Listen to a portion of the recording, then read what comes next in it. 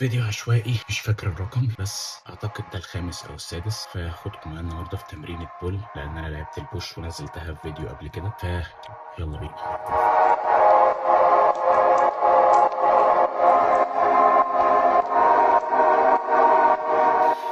سلسلة قطعت.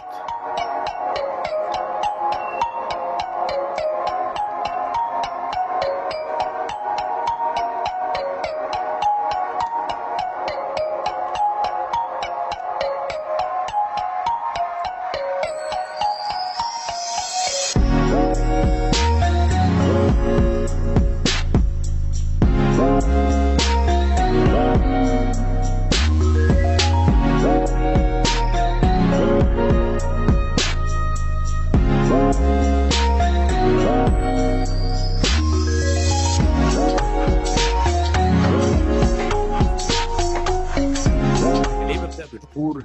اول حاجه يفضل طبعا ان انت تلعب الكور قبل التمرين بتاعك عشان يساعدك على التمرين ويبقى في ثبات في التمرين شويه مع شيل الوزن.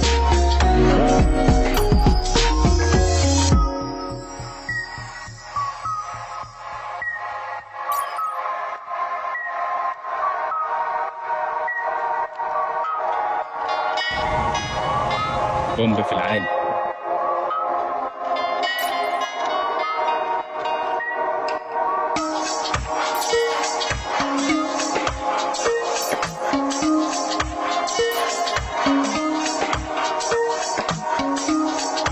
دلوقتي بلعب تمرينين لكل عضله، يعني الظهر اخش 2، الكتف الخلفي اخش 2، والمفروض الباي اخش 2، وكله اتنينات النهارده.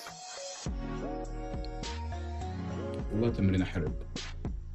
لبسنا اليونيفورم، كمل بقى بقيه الفيديو في البيت عشان ورايا شغل. بس كده وصلنا لنهايه الفلوج الجميل، وطبعا القفله المعتاده بتاعتي. انت ممكن تجرب التمرينه اللي انا حاططها في الفلوج دي وتقول لي رايك فيها. وبس كده، سلام.